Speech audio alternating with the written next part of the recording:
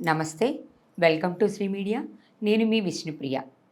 తిరుమల తిరుపతి దేవస్థానం ఎంతో పవిత్రమైనటువంటి స్థలం అది. మనం ఆ దేవుణ్ణి దర్శించుకున్నప్పుడే ఎంతో ఆనందాన్ని పొందుతాం. అలాగే ఆ స్వామితో పాటు ఆ స్వామి దగ్గర ఉండేటటువంటి ప్రసాదానికి కూడా అంతే పవిత్రత ఉంది. దాన్ని తీసుకుంటూనే మధురమైనటువంటి అనుభూతిని పొందుతారు ప్రతి భక్తుడు కూడా. అలాంటి ప్రసాదం విషయంలో మనం ఇప్పుడు రకరకాల వివాదాలు చూస్తున్నాం. దీన్ని కలికాలం అనాలా, కలిమహిమ అనాలా? నిజానికి ఏదేమైనప్పటికీ కూడా ప్రసాదం వివాదం అయితే నడుస్తుంది. ప్రసాదం అత్యంత పవిత్రమైన ఆ లడ్డూ ప్రసాదం అపవిత్రమైంది. మరి మళ్ళీ దానికి పరిహారం ఏంటి? దాని గురించి ఇప్పుడు సవివరంగా తెలుసుకుందాం. మనతో పాటు ఉన్నారు గురువుగారు సుధీర్ శర్మ గారు. గురువుగారిని అడిగి ఆ విషయం గురించి తెలుసుకుందాం. నమస్తే గురువుగారు. శ్రీమాత్రే నమః. శ్రీ గురుభ్యో నమః. గురువుగారు, ప్రతి భక్తుడు కూడా అత్యంత భక్తిభావంతో ఉండే క్షేత్రాల్లో ప్రథమ స్థానంలో ఉండేది తిరుమల తిరుపతి దేవస్థానం. దాంట్లో ఎటువంటి సందేహం లేదు. మనం వెళ్ళగలిగినా వెళ్ళలేకపోయినా ఎవరైనా ప్రసాదం తెచ్చి పెట్టగానే ఆ ప్రసాదాన్ని కూడా భగవంతుడిని చూసినంత పవిత్రంగా మనం చూస్తాం. అసలు ఆ లడ్డు పెడుతున్నప్పుడే ఆ లడ్డూలో ఉన్న మహత్యము, స్వామివారి మహత్యమో తెలియదు, తీసుకుంటున్నప్పుడే స్వామివారిని చూసిన ఆనందం ప్రతి భక్తుడి. అంత పవిత్రమైన ప్రసాదాన్ని తయారు చేసేటప్పుడు ఎంతో నియమనిష్టలు ఉండాలి కదా. మరి ఇప్పుడు మనం బయట వింటున్నది ఏంటి? నిజంగానే అన్ని రకాల పదార్థాలు కలపడానికి ఆస్కారం ఉందంటారా? ముందుగా శ్రేయకాంతాయ కళ్యాణ నిధయే నిధయేర్థినాం శ్రీమద్వేంకటనాథాయ శ్రీనివాసాయ మంగళం. పిలిచిన వెంటనే పలికే దైవం కలియుగంలో ఎవరైనా ఉన్నారు అంటే మనకి తిరుమల తిరుపతి వెంకటేశ్వర స్వామి వారు. కలియుగ ప్రత్యక్ష దైవం. కలౌ వెంకటనాయక అనేటువంటి ఒక నానుడు కూడా ఉంది. మనం తిరుమల తిరుపతి దేవస్థానంలో అనేక రకాలైనటువంటి సంకల్పాలు, కోరికలు కోరుకుందామని చెప్పి స్వామివారి చెంతకి వెళ్ళినప్పుడు అక్కడికి వెళ్ళిన తర్వాత ఇవేవి గుర్తుండవు మనకి.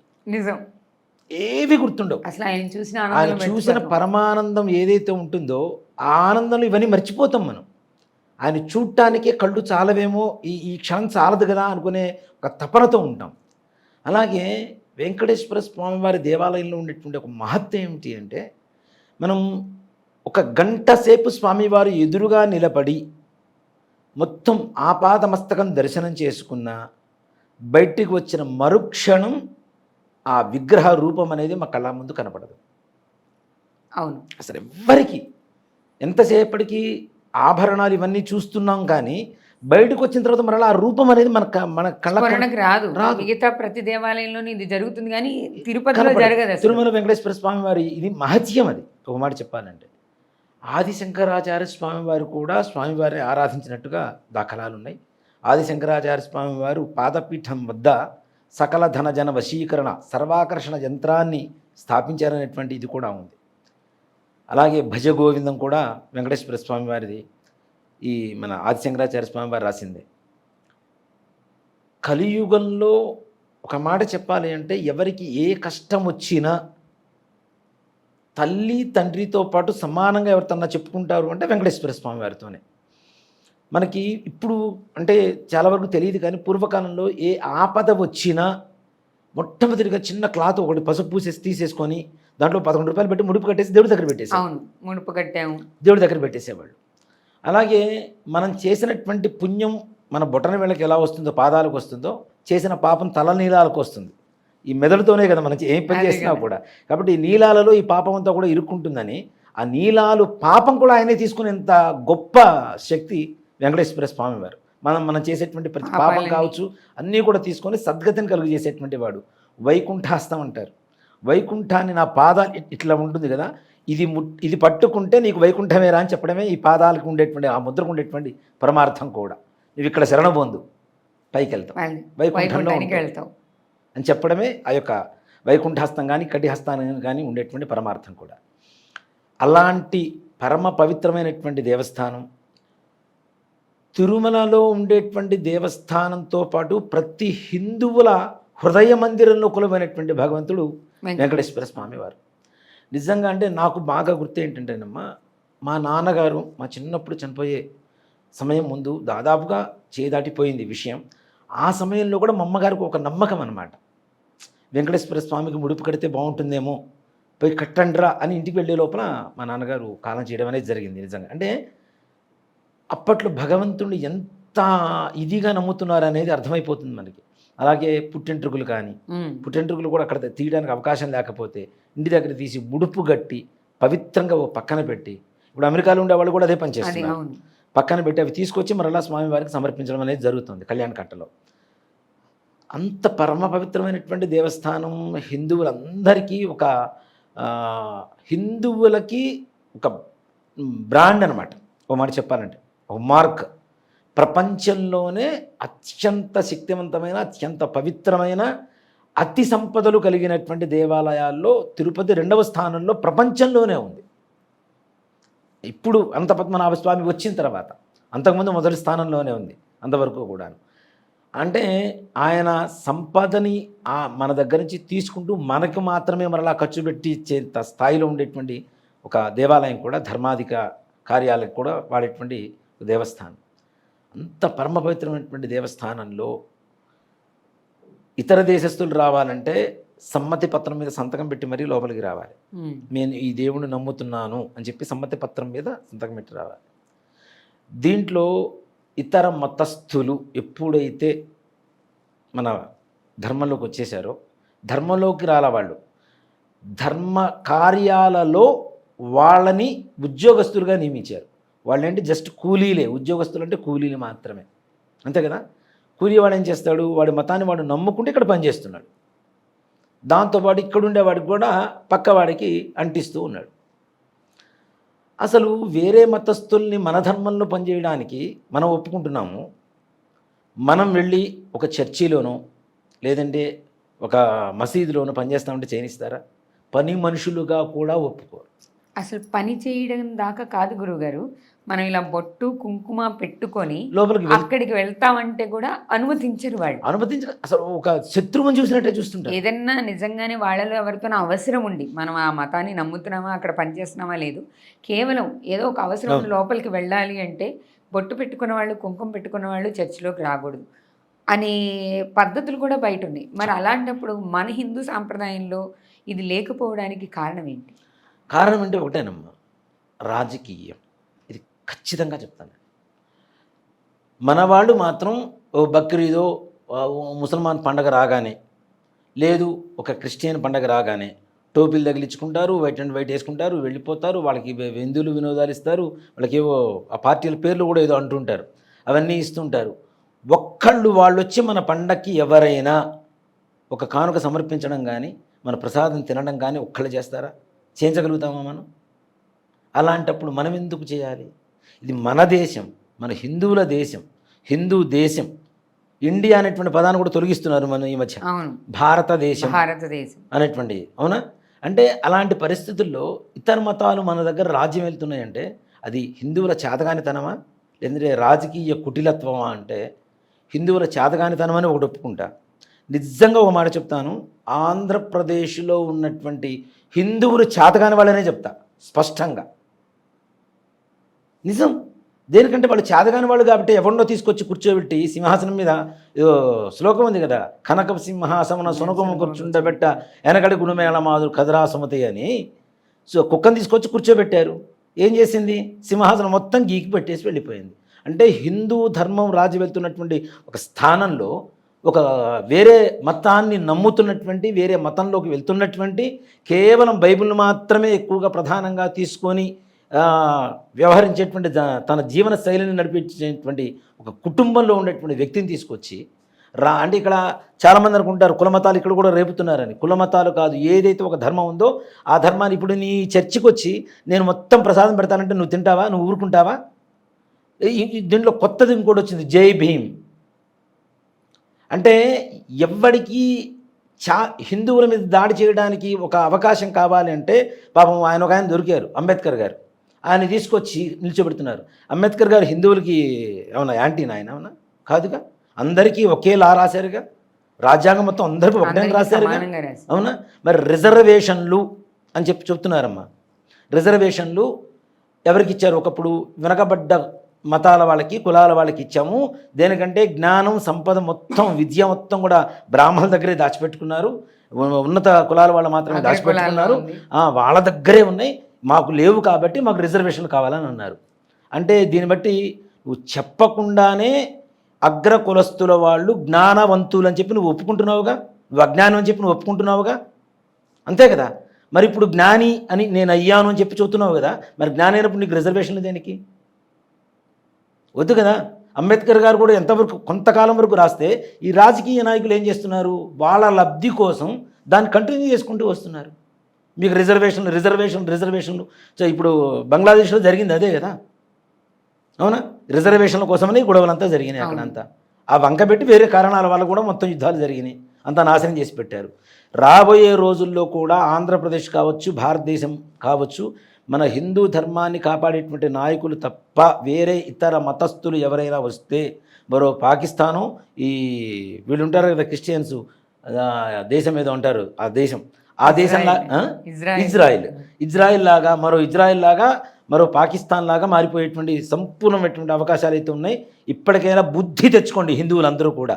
దేనికంటే ఎన్నో వందల సంవత్సరాల క్రితం నుంచి యుద్ధం జరుగుతున్నటువంటి రామజన్మభూమిలో బాలరాముణ్ణి ప్రతిష్ఠ చేసిన చోటనే హిందువుగా నిలుచున్నటువంటి మోడీ గారి ప్రభుత్వం గెలవలేదు అంటే నువ్వు హిందూ అని చెప్పుకోవడానికి సిగ్గుపడాలి, అవునా? అక్కడే ఓడిపోయింది కదా. అక్కడ నువ్వు ఓడిచ్చావు అంటే 500 సంవత్సరాల క్రితం జరుగుతున్నటువంటి యుద్ధానికి వచ్చినటువంటి ప్రతిఫలానికి నువ్వు ఇచ్చినటువంటి ఫలితం ఏంటి? అక్కడ మోడీ గారు ఓడిపోలా, హిందుత్వం మొత్తాన్ని ఓడిచ్చారు అక్కడ. ఇలాంటివే జరుగుతున్నాయి. ఇలాంటివి జరిగినప్పుడు మరి తిరుపతి దేవస్థానంలో ఏం జరుగుతుంది? కొవ్వు, ఫిష్ ఆయిల్, చేప నూనె అవా తీసుకొచ్చి పెట్టేది. ఆ వైష్ణవ సాంప్రదాయంలో గురువుగారు, మామూలుగా అసలు వైష్ణవ సాంప్రదాయం మన తిరుమల తిరుపతి దేవస్థానం అంతా ఈ వైఖానస వైష్ణవ సాంప్రదాయంలో నడుస్తుంది. ఈ వైష్ణవ సాంప్రదాయంలో చాలా పరమ పవిత్రంగా ప్రతిదాన్ని కూడా, నైవేద్యాన్ని కూడా పరమ పవిత్రంగా చేస్తారు కదా. మరి ఈ చేసే ప్రక్రియలో అధికారులు ఎవ్వరికీ కూడా ఈ మనం చెప్తున్న ఈ చేప నూనె కానీ లేకపోతే కొవ్వు పదార్థాలు కానీ కలపకూడదు అనేది తెలియలేదా? కనీసం ఒక్కళ్ళు కూడా ఇంతకాలం దాన్ని బయటికి రాకుండా ఉండడానికి గల కారణం ఏంటి? ఒక్కళ్ళు కూడా చెప్పలేకపోవడానికి కారణం ఏంటి? ముఖ్యమంటే ఒకటి చెప్తానమ్మా, ప్రభుత్వం గత 5 సంవత్సరాలు నడిచిన ప్రభుత్వం ఏదైతే ఉందో తిరుమల తిరుపతి దేవస్థానాన్ని చేప నూనె వాడటం కాదు, చేపల మార్కెట్ చేసింది. తిరుపతి దేవస్థానం చేపల మార్కెట్టే చేసింది డైరెక్ట్గా. ఒకసారి ఒక మీటింగ్ బయటకు కూడా వచ్చింది, మీరు చూశారో లేదో, రేట్లు ఏదైతే సేవలకి ధరలు పెంచేటువంటి పరిస్థితుల్లో ఆ మీటింగు చేపల మార్కెట్ కంటే ఘోరంగానే ఉందిగా. అప్పుడు స్వామివారి ముందు 40 నిమిషాలు నిల్చుంటాడు, పెట్టు 5,000 పెట్టేసే. నువ్వేం వ్యాపారం చేస్తున్నావు భగవంతుడిని? దేవాదాయ ధర్మాదాయ శాఖ అంటే దేవ ఆదాయ ధర్మ ఆదాయమే చూస్తున్నారు తప్పితే అక్కడ ధర్మం లేదు, దేవం లేదు. వీళ్ళు చేసిన పని అదే కదా. వీళ్ళ ప్రభుత్వంలో రేట్లు విపరీతంగా పెంచి పారేశారు కదా. ఆన్లైన్ అని అదని ఇదని ఇష్టం వచ్చినట్టు బ్లాక్ చేసేసుకొని మొత్తం బ్లాక్ మార్కెట్లో అమ్మేసుకొని టికెట్లన్నీ కూడా ఇష్టం వచ్చినట్టు రేట్లు పెంచేసుకొని 15 రూపాయలు ఉండేటువంటి రూమ్ రెంటు 250 రూపాయలు 150 రూపాయలు చేశాడు. అన్నీ ప్రతి ఒక్కటి పెంచుకుంటూ వెళ్ళిపోయారు. సర్వసాధారణమైనటువంటి భక్తులకి ఎక్కడ అందుబాటులో లేకుండా చేశారు. అలాగే ఇప్పుడు దర్శనం వివివిఐపీలకు మాత్రమే ఎక్కువ ప్రాధాన్యత ఇస్తూ ఒక ఎమ్మెల్యే భార్యో ఎమ్మెల్యే భర్తో ఒక పొలోమని 100 మందిని తీసుకుని వెళ్ళిపోతాడు. కామన్ భక్తులు మాత్రం 24 గంటలు 36 గంటలు ఆ క్యూ లైన్లో స్నానాలు లేకుండా, తాగడానికి మంచినీళ్ళు లేకుండా, తినడానికి ఏమి ఆహార పదార్థాలు లేకుండా వాడికి మాత్రం అక్కడి కూర్చొని ఇది చేయాలి. ఈ వివివిఐపీలు మాత్రం వెళ్ళిపోతూనే ఉంటారు. వీళ్ళకి జస్ట్ వెళ్ళిపోతారు, 10 నిమిషాలు కావాలంటే స్వామివారి ముందు నిల్చుంటారు, దర్శనం చేసుకుని అప్పుడు వస్తారు. వీళ్ళందరూ ఇది కూడా తయారైంది, ఇది కూడా ఖండించాల్సిందే. ప్రసాదం తయారు చేయడానికి ఒక నిర్ణీతమైనటువంటి పదార్థాలు, మీరు చెప్పినట్టుగానే ఒక నిర్ణీతమైనటువంటి పదార్థాలు ఒక మోతాదులో తప్పనిసరిగా వేస్తేనే తిరుపతి లడ్డు అనేటువంటిది, లేదా తిరుపతి స్వామివారికి నివేదన పెట్టేటువంటి 108 రకాల ప్రసాదాల దగ్గర నుంచి 24 రకాల ప్రసాదాల వరకు దిగజారిపోయింది. అంటే మొదట్లో 108 రకాల ప్రసాదాలు పెట్టారు. 108 రకాల ప్రసాదాలు ప్రతి నిత్యం చేసి పెట్టేవారు, ప్రతిరోజు. రకాలు. అలాంటి పరిస్థితి నుంచి 24 రకాలు, 24 గంటలు ఉన్నాయి చాలు, స్వామివారి ఎక్కువ తెలియడు, 24 గంటకు ఒక పదార్థం పెడదామని చెప్పేసి 24 ప్రసాదాలు తీసుకొచ్చారు. ఈ 24 ప్రసాదాల్లో అత్యంత పరమ పవిత్రమైనటువంటిది ప్రతి ఒక్క హిందువుకి, మీరు చెప్పినట్టుగా లడ్డూని చూస్తే వెంకటేశ్వర స్వామి చూసినట్టే. ఏదైనా శుభకార్యం చేసుకునేటప్పుడు కూడా లడ్డు వచ్చిందంటే అమ్మా వెంకటేశ్వర స్వామి సాక్షాత్ మనకు వచ్చి మన ఇంట్లో దంపతులను ఆశీర్వదించాడు అన్నంత ఆనందదాయకంగా ఉండేవాడు. అక్కడి నుంచి కళ్యాణ అక్షతలు తెచ్చుకునేవాడు, తెచ్చుకొని చక్కగా శిరస్సును దాల్చుకునేవాడు ప్రతి ఒక్కరు నిత్య కళ్యాణ అక్షతలు తీసుకొని. అంత పరమ పవిత్రమైనటువంటి ఒక లడ్డూని ఇలాంటి కొవ్వు పదార్థాలు, జంతు కొవ్వు, ఆ తర్వాత వెజిటబుల్స్ ఆయిల్స్ కొన్ని, దాంతోపాటు ఈ చేప నూనె, ఫిష్ ఆయిల్, ఇవన్నీ కలిపి చేస్తూ ఉంటే ఎన్ని కోట్ల మంది వెజిటేరియన్స్ని నాన్ వెజిటేరియన్స్గా తయారు చేసావు నువ్వు, భగవంతుడితో సహా. అక్కడికి వెళ్ళి లడ్డు తీసుకున్న ప్రతి వాళ్ళు ఇప్పుడు నాన్ వెజిటేరియనే కదా గురువు. అంతే కదా, మరి తెలియకుండా నువ్వు నాన్ వెజిటేరియన్ చేసేసావు కదా. అంటే అంటే దీని ఒక కుటిలత్వమైనటువంటి లక్షణంగా చూసుకుంటే మతాన్ని మార్చడానికి, ధర్మాన్ని నాశనం చేయడానికి ఇట్లాంటి వాళ్ళు పుట్టారని చెప్తా. బ్రహ్మంగారు చెబుతుంటారు కదా, చాలా వరకు కాలజ్ఞానం చెబుతుంటారు. ఆయన చెప్పిన వాటిలో చాలా వరకు జరుగుకుంటూ వస్తున్నాయి. అట్లాంటి వాటిల్లో ఇట్లాంటి వెధవ దరిద్రపు కొట్టు ఒక రాజకీయ వ్యవస్థ నెలకొల్పడం, దాంతోపాటు మన హిందువులు కూడా బుద్ధి లేని హిందువులు ఎవరైతే ఉన్నారో, ఇప్పుడు చాలామంది వేరే మతాల వాళ్ళని గొర్రెలు అని పిలుస్తుంటారు. మన వాళ్ళు గొర్రెలు, గుడ్డు గొర్రెలు, గోమాట చెప్పాలంటే మన హిందువులు వాళ్ళకంటే ఘోరమే. ఎందుకంటే తోకొప్పడం తప్పితే చేసింది ఏముంది? ఓ పొలోమని బొట్లు వేశారు, తీసుకెళ్లారు. కానీ తిరుమల తిరుపతి వెంకటేశ్వర స్వామి వారితో పెట్టుకున్నటువంటి ఏ ఒక్కరూ కూడాను బాగుపడ్డ దాఖలాలు ఎక్కడా లేవు. ఓ మాట చెప్పాలంటే సాక్షాత్తు కుక్క చావు చచ్చినటువంటి ఒక వ్యక్తిని చూసాం, ముఖ్యమంత్రిని. అవునా? అయినా బుద్ధి రాలేదు. జైల్లో పెట్టారు, అయినా బుద్ధి రాలేదు. చివరికి ఇది ముఖ్యమంత్రి అయ్యాడు అదృష్టవశాత్తు, సమయం బాగుండి. అది కూడా హిందూ ధర్మంలోకి వస్తున్నట్టుగా నాటకాలాడి, ఒక స్వామీజీని అడ్డం పెట్టుకొని నాటకాలాడి, స్నానాలు చేసి నేను హిందువుగా మారాను, హిందువుని, మా క్రిస్టియన్ మతం వదిలేశానని చెప్పి నాటకాలు ఆడి వీడియో మొత్తం వైరల్ చేసి హిందువుల్ని నమ్మించి ఓట్లు వేయించుకొని చివరికి వెంకటేశ్వర స్వామికి ఇలా చేస్తే చివరి ఎలక్షన్స్లో ఏం జరిగింది ఆయనకి? అవునా? మూడు ఒకట్లే మిగిలినాయి. 3 ఒకట్లు కూడా 2 ఒకట్లే పెట్టుకోవడానికి. 3 ఒకట్లు కూడా లేవు కదా, 2 ఒకట్లే కదా అది మిగిలిన చివరికి. అంటే వెంకటేశ్వర స్వామి వారితో పెట్టుకుంటే సర్వసాధారణమైనటువంటి విషయం కాదు. ఇన్ని జరుగుతున్నా ఇంకా బుద్ధి రాలేదు. పోనీ నీ కొడుకులున్నారా? కొడుకులున్నారు లేరుగా, కూతుళ్ళేగా. నీ వంశం ఎక్కడికి పోయింది? నిర్వంశమే కదా. నీ తర్వాత నీ వంశం ఎక్కడుంది? నువ్వేమో మొత్తం ఎలక్షన్స్ అన్నీ అయిపోయిన తర్వాత బైబిల్ పట్టుకొని తిరుగుతావు. ప్రసాదం ఇస్తే పక్కన పడేసి టిష్యూతో చేతి ఉడుచుకుంటావు నువ్వు, నీ భార్య. నీ చెల్లెలేమో సాక్షాత్తు నాకు బైబిల్ చెప్తే వేరే మతం లేదు, వేరే గ్రంథం లేదని చెప్తుంది. నీ బావ చూస్తే మైకు పట్టుకొని ఓ గొర్రెలాగా అరుస్తూనే ఉంటాడు. మీలాంటి వాళ్ళని తీసుకొచ్చినందుకు ముందు మన వాళ్ళకి బుద్ధి లేదని చెప్పాలి. తన గుణమైతే మానుకోలేదుగా, చూపించాడు. మొదట్లో హిందువునిగా మారాను అని, తర్వాత తీసుకొచ్చాడు, మళ్ళీ అయిపోయాడు. మళ్ళీ ఎలక్షన్స్ అంటే గెలిచిన తర్వాత ఆంధ్రప్రదేశ్ని సగం క్రిస్టియానిటీతో నింపేశాడు. నేను గుంటూరు వెళ్తుంటే అప్పుడప్పుడు పిడుగురాళ్ళు దాటిన తర్వాత ఒక దేవాలయం ఉంది. ద్వైస్తంభం చూడగానే నేను ఏదో దేవాలయం బాగుంది కదా అనుకున్నా. దగ్గర పోతే సిలువ, దాని మీద ధ్వజస్తంభం మీద సిలువ. ఇక్కడ కూడా ఉంది కదమ్మా మన మెట్టుగూడలో చర్చి ఉందా? చర్చిలో ధ్వజస్తంభం పెట్టారు, దాని మీద సిలువ పెట్టారు. ఇంకో చోట మొత్తం గుడి మొత్తం కట్టి దాని మీద సిలువ, శిఖరం మీద గోపురం అంతా. యేసునాథాయ విద్మహే మేరీ పుత్రాయ ధీమహి తన్నో యేసునాథ ప్రచోదయాట్. అంటే యేసు గాయత్రి ఒకటి సృష్టించారు. ఇంకొకడున్నాడు దరిద్రపు ఒకటి వెధవ, వాడు ఏకంగా సుప్రభాతమే రాసేశాడు యేసు మీద. యేసు భజన, యేసు పడి పూజ, యేసు బతుకమ్మ, యేసు లడ్డు, యేసు పులిహోర, యేసు చక్ర పొంగలి, యేసు దద్దోజనం.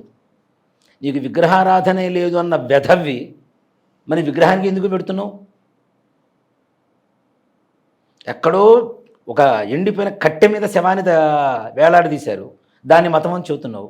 నా దేవుడు సనాతనంగా వస్తున్నటువంటి దేవుడు సజీవంగా ఉన్నాడని నేను చెప్తున్నాను. ఇది నమ్మకుండా మన వాళ్ళు ఏంటి అసలు వాళ్ళు కన్వర్ట్ చేయడం కూడా బలి చేస్తారమ్మా. ఎలా అంటే, అమ్మ నీకు ఈ కష్టాలు ఉన్నాయి, మీ మతంలో ఉండడం ద్వారా ఏం కష్టాలు తీర్చలేదు, మా మతంలోకి రా, మా యేసు వెంటనే తీరుస్తాడు. వీడమ్మ మొగుడు చెప్పాడు అనకూడదు, బూతులు వస్తున్నాయి. ఎవడు చెప్పాడు? యేసు వచ్చి చెప్పాడా నీకు? యేసుని నమ్ముకుంటేనే స్వర్గమా? అసలు స్వర్గం అనేటువంటి పదం దేంట్లోంచి వచ్చింది నీకు? ఎక్కడి నుంచి వచ్చింది? హిందూ ధర్మంలో కదా. యేసుని నమ్ముకోకపోతే నరకమా? నరకం స్వర్గం అసలు నీకు ఎక్కడి నుంచి వచ్చింది? నీకు ఈ భాష ఎక్కడిదిరా? నీ భాష కాంది, నీది కాంది, నీ వెంటేసుకొని తిరుగుతున్నావు. ఫస్ట్ నీది నువ్వు గడుక్కో, పక్క వాళ్ళ తర్వాత గడుగుగా. ఇలాంటి ధర్మంలో ఉన్నటువంటి వ్యక్తులు ప్రధానమైనటువంటి దీంట్లో అధికారంలో ఉంటే, ఇప్పుడు తిరుమల తిరుపతి దేవస్థానానికి ఏ రకమైనటువంటి అధోగతి పట్టించారో, చేపల మార్కెట్ లాగా తయారు చేశారో, యావత్ భారతదేశం కూడా ఇదే పరిస్థితి రాబోతుంది. కనీసం ఇప్పుడైనా హిందువులందరూ మేల్కొనండి. హిందువుల్ని, హిందూ ధర్మాన్ని పరిరక్షించేటువంటి పార్టీలు ఏవైతే ఉన్నాయో, నేను రాజకీయంగా చెప్పడంలా, కనీసం వాళ్ళు ఉండడం ద్వారా రాబోయే రోజుల్లో అయితే ఒకటి మాత్రం ఖచ్చితమమ్మా, కనీసం ఒక 100 సంవత్సరాల తర్వాత ఒకప్పుడు ఇండియాలో, భారతదేశంలో హిందువులు అనేవాళ్ళు ఉండేవాళ్ళుట అని చెప్పుకునేటువంటి పరిస్థితికి మనం దిగజారిపోతూనే ఉన్నాం. ఇప్పుడు మన వాళ్ళు కూడా మారిపోతుంటారు, నిదానంగా మారిపోతుంటారు. వీడేమో జిహాదీ అంటాడు, లవ్ జిహాదీ అని, వీడేమో మతం మారమంటాడు. అవునా? మన అమ్మాయినేమో వీడు తీసుకొని వెళ్ళిపోతున్నాడు. దాన్ని చంపేస్తాడో తెలియదు, నరికేస్తాడో తెలియదు, ముక్కలు కోసి ఫ్రిడ్జ్లో పెడతాడో తెలియదు. వీళ్ళని నమ్ముతుంటే మన వాళ్ళు వెళ్ళిపోతుంటారు. వీడేమో మతం మారని వీడు గ్రంథాలు పట్టుకొని తిరుగుతూ ఉంటాడు.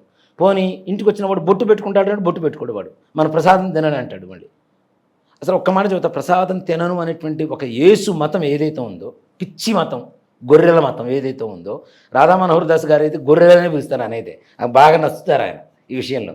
ఈ ఎర్రి గొర్రెల మతం ఏదైతే ఉందో, అసలు ప్రతి రైతు దేవుడికి నివేదన పెట్టకుండా ఎక్కడ ధాన్యాన్ని ఇస్తున్నాడో మనకి, అది ప్రసాదం కాదా నువ్వు తినేది? కాదా? నిజమే కదా. సంక్రాంతి రోజున ఇంట్లో పాలు పొంగిచ్చి దేవుడికి నివేదన పెడుతున్నాడు, మరి అది ప్రసాదం కాదా నువ్వు తినేది? మరి పంటంతా ముందు దేవుడికి తర్వాతనే కదా దేవుడికి అర్పిస్తాడు.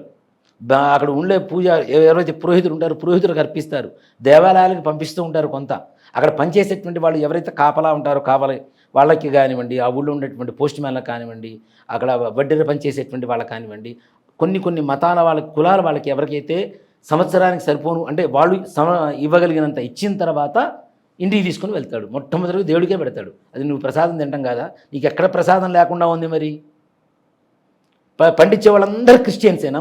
హిందువులు లేరా? మరి దేవుడికి నువ్వు ఏది హిందువుది కాదు, ఏది హిందువు ధాన్యం, ఏది హిందువు ధాన్యం కాదని చెప్పి నువ్వు ఎట్లా చెప్పగలుగుతావు? అన్నీ కలిసిపోతున్నావు, నువ్వు తింటున్నావుగా. మరి అవునా? నీకు అక్కడ లేని దేవుడి ప్రసాదం నీకు ఎక్కడి నుంచి వచ్చింది? ఆల్రెడీ దేవుడి ప్రసాదమే నువ్వు తింటున్నది. ప్రతిరోజు తినేది దేవుడి ప్రసాదం. అన్నం తింటలేదా? మరి ఇంకేమైనా తింటున్నావా? అన్నం తిన్నట్టయితే మాట్లాడకూడదు, అది దేవుడి ప్రసాదం, తినాల్సిందే. మనలో ఉండేటువంటి ఒక వీక్నెస్ ఏంటంటే, మన ధర్మాన్ని మనం కాపాడుకుంటూ ఇతర మతాలను కూడా గౌరవిస్తున్నాం చూడండి, అది చేతగాని తరంగా తీసుకుంటున్నారు ఎదుటి వాళ్ళు. ఎప్పుడైతే మనలో తిరుగుబాటు వస్తుందో అప్పుడు మనలో మనకి చైతన్యం రావాలి. ఇది నా దేశం, మన దేశం, మన హిందూ ధర్మం, హిందూ మతం, హిందూ దేశం. ఇప్పుడు మాట చెప్పండి, హిందూ మతం అని కూడా చెప్పనమ్మా, హిందూ జీవన విధానం ఒక ధర్మం. అవునా? మనిషి ఎలా బ్రతికితే బాగుంటాడో, ఎలా బ్రతకాలో చెప్పిందే సనాతన ధర్మం, అదే హిందూ ధర్మం అని చెబుతున్నాం. హిందూ మతం కూడా కాదు. నువ్వు వేరే మతాలు, వేరే లక్షణాలు తీసుకొచ్చి ఇది తింటేనే, ఇది చేస్తేనే, ఇట్లా చేస్తేనే బతుకుతామంటే, మరి యేసు పూర్వం, యేసు క్రీస్తు శకం అని చెప్పి పిలుస్తున్నాం మనం. మరి యేసు పూర్వం మన వాళ్ళైతే ఉన్నారుగా, తిన్నారుగా, బాగున్నారుగా. నువ్వు వచ్చాక నాశనం చేసింది అంతా దరిద్రం పట్టించింది. కొత్త రకాలు తీసుకొచ్చి కేకులు కట్ చేసుకుంటావు, క్యాండిల్స్ ఆపుతావు. అరే పుట్టినరోజున దీపాలు వెలిగించండి అంటే దీపాలు ఆర్పుతాం ఆ రోజున, ఉఫ్ఫు అని. అవునా? ఇవన్నీ తీసుకొచ్చింది నువ్వేగా. మరి ఇలాంటి ధర్మాలలో తిరిగేటువంటి వ్యక్తుల్ని తీసుకొచ్చి ముఖ్యమైనటువంటి పదవుల్లో కూర్చోబెడితే తిరుపతి దేవస్థానమే కాదు, యావత్ హిందువులందరూ కూడా నశింపజేసేటువంటి ఒక కుటిలమైనటువంటి రాజకీయపరమైనటువంటి ఒక ఆలోచన విధానమే ఇదంతా కూడా కనపడుతూ ఉంది ఇక్కడ. అంటే గురుగారు, ఇప్పుడు ఇది పైనున్న అధికారులకి తెలియకుండా జరిగే అవకాశం లేదు. అంటే ఇక్కడ ఒకటి చెప్తానమ్మా, ఎప్పుడైతే రెగ్యులర్గా ఒక నెయ్యి, ఎక్కడైతే ఆవు నెయ్యి మనం ఆర్డర్ ఇస్తున్నామో, ఇప్పుడు చూడండి ప్రతి వ్యక్తికి కూడా ఉండేటువంటి లక్షణం ఎలా ఉంటుందంటే, ఒక సెలూన్ షాప్కి వెళ్తే అక్కడ ఇష్టమైతే ప్రతిసారి అక్కడికి వెళ్తాడు. బట్టలు కొనడానికి కూడా ఒక షోరూము బాగా అనుకూలంగా ఉంటే ఎప్పుడు అక్కడికే వెళ్తాడు, అలవాటు పడిపోతాం. అలాంటిది నువ్వెప్పుడు మధ్యలో వచ్చి తక్కువకి ఇచ్చాడు, తక్కువ కోడ్ చేశాడు, వాడికి ఇస్తాను అంటే, తక్కువ కోడ్ చేస్తున్నాడు అంటే రంగురాయిని చార్మినార్ దగ్గర రంగురాలు అమ్ముతారమ్మా, అదే షోరూంలో ఒక వజ్రం అమ్ముతాడు, దీన్ని ఒకటే రేటు కొనగలుగుతామా? వజ్రమే, రంగురాయే కదా. మరి అలాంటప్పుడు తక్కువ ఇస్తున్నాడు అంటే దాంట్లో వాడు ఎంత కక్కుర్తి పెడుతున్నాడన్న విషయం నువ్వు చూడాలిగా. తీసుకున్న తర్వాత కూడా తీసుకున్న ప్రతి నెల ఒక టెస్ట్ చేయాలి. దాంట్లో ఎంతవరకు మంచి ఇది ఉంది, ఎంతవరకు నెయ్యి పవిత్రంగా ఉంది. ఆ టెస్టులు ఏమీ చేయకుండా వాడికి ఆర్డర్ ఇచ్చేసావు. వాడెవడు? ముసల్మాను. జీడిపప్పు వాళ్ళ దగ్గర నుంచే కొంటున్నావు, కిస్మిస్ వాళ్ళ దగ్గర నుంచే కొంటున్నావు, అన్నీ వాళ్ళ దగ్గర నుంచే కొంటున్నావు. అంటే నిజంగా ఒక మాట చెప్పాలంటే వాళ్ళు హలాల్ అంటారు కదా. హలాల్ అంటే ఏంటి? ఉమ్మి, ఎంగిలి అని అర్థం. మనందరి చేత వాళ్ళ ఎంగిలి తినిపించాడు ఈ వెధవ. ఒక మాట చెప్పాలంటే అక్కడున్న అధికారులు ఎవరైతే. నాకు ఇంకోటి కూడా బాధాకరమైనటువంటి విషయం అంటే నేను చాలా రోజులు చెప్పాలనుకుంటాను. పాలక మండలి. ఎవరికి పాలక మండలి? వెంకటేశ్వర స్వామికి. సకల లోకాలేలే ఆయన్ని పాలించేవాడు ఎవరున్నారు? అవునా? సేవక మండలి అని పెట్టానంతే దాని పేరు. పాలక మండలి కాదు, సేవక మండలి. అవును, ఎవరిని పరిపాలిస్తున్నారు మరి? పాలించేటువంటి వాళ్ళే పాలక మండలి అంటాం కదా. వాళ్ళెవరు? దేవుడి దగ్గర దేవుడే ప్రపంచం మొత్తాన్ని ముల్లోకాలన్నింటినీ కూడా పరిపాలిస్తుంటే ఆయన పరిపాలించడానికి ఈ పాలక మండలి అంటే దరిద్రం కాకపోతే అది సేవక మండలిగా మారాలి. ఇంకొకటి, మన హిందూ దేవాలయాల మీద అధికారం చెలాయించే ప్రతి ప్రభుత్వంలో ఉన్నటువంటి దేవాలయాలు ఆ ఎండోమెంట్ డిపార్ట్మెంట్ మీద నుంచి బయటికి రావాలి. ఒక మసీదును కలుపుకోవు, ఒక చర్చిని కలుపుకోవు, తీసుకోవు, పోతే తాట తీస్తారు వాళ్ళు.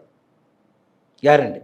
అవును, ఒక మసీద్ కానీ ఒక చర్చి కానీ గవర్నమెంట్కి కట్టాల్సింది లేదు, ట్యాక్స్ కట్టాల్సిన అవసరం లేదు కదా. కానీ మరి హిందూ దేవాలయాలు మాత్రం ఎండోమెంట్ డిపార్ట్మెంట్లో ఎందుకు ఉండాలి? నీ పరిపాలన ఎందుకు ఉండాలి? అంటే మాకు చేత కదా చేసుకోవటం, వాటిని పరిపాలించడం మాకు చేత కదా, మేము చేసుకోలేమా? ఆ ధర్మకార్యాలు మేము చేసుకోలేమా?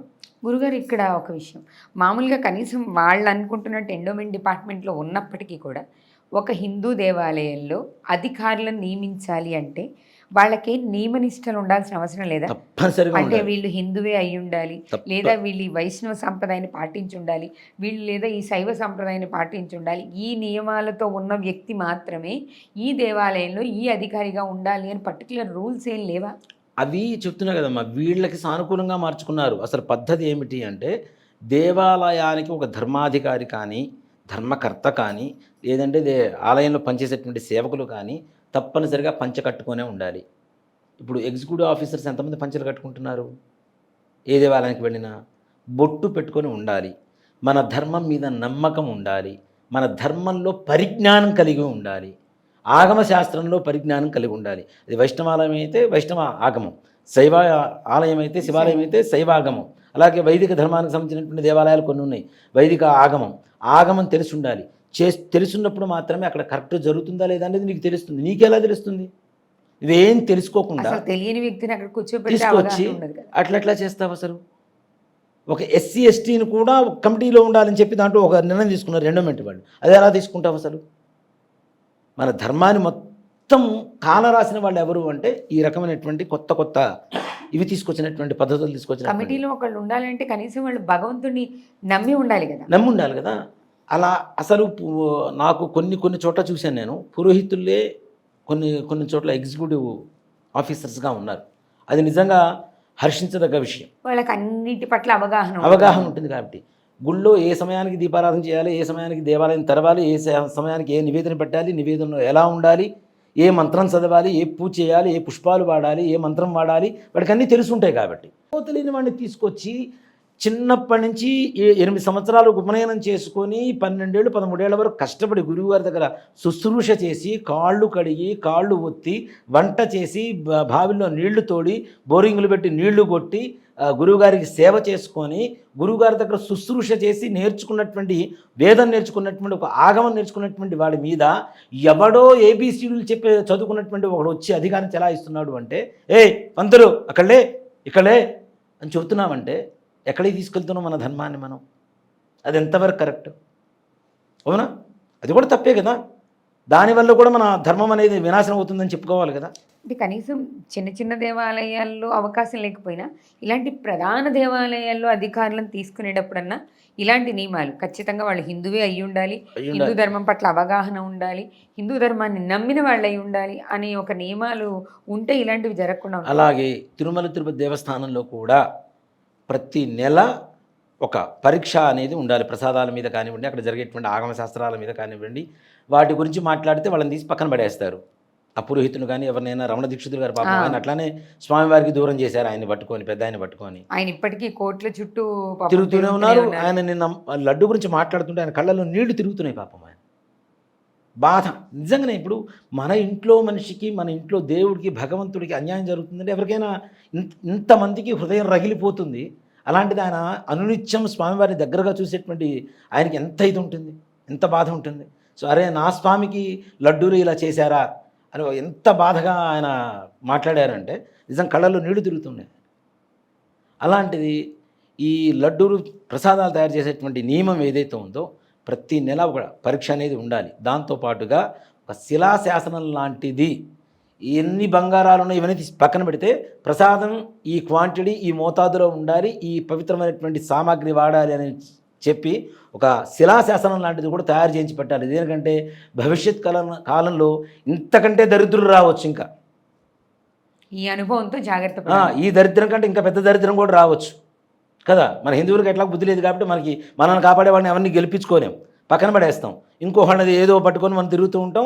వాళ్ళు ఆటోమేటిక్గా వచ్చి చివరికి ఇదే పరిస్థితి తీసుకొస్తారు. తిరుమల దేవస్థానం స్వామివారిని కూడా వేలంపాట వేసేటువంటి పరిస్థితులు కూడా వస్తాయి తప్పనిసరిగా. అలాంటి పరిస్థితులు రాకుండా కనీసం అక్కడ జరగవలసినటువంటి ఆగమశాస్త్ర విధానం కావచ్చు, ప్రసాదాలు కావచ్చు, నిత్య కైంకర్యాలు కావచ్చు, ప్రతి ఒక్కటి కూడాను తప్పనిసరిగా వాళ్ళు బుక్స్లో రాసుకోవడం కాదు.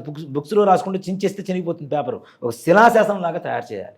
అలాగే ఇప్పుడున్నటువంటి కాలంలో ఎవరైతే మనకి చాగంటి కోటేశ్వరరావు గారు కావచ్చు, గరికపాటి నరసింహారావు గారు కావచ్చు, లేకపోతే సామవేశ షణ్ముఖ శర్మ గారు కావచ్చు, ఇలాంటి వాళ్ళు ఎవరైతే ఉన్నారో ఇలాంటి వాళ్ళ పర్యవేక్షణ, అలాంటి వాళ్ళ సలహాలు తీసుకోవటం ఇవి కూడా తప్పనిసరిగా జరగాలి. దీంతో పాటుగా మీరు తీసుకున్నటువంటి ప్రతి నిర్ణయం ప్రజా ఆమోదకం అవ్వాలి. ప్రజలందరూ ఆమోదిస్తేనే నువ్వు ముఖ్యమంత్రిగా ఒక పదవిలో కూర్చున్నప్పుడు నువ్వు చేసేటువంటి ప్రతి పనిలో దేవాలయానికి, అది నువ్వు గవర్నమెంట్ ఆఫీస్లో చేసే పని కాదు నేను అడుగుతుంది.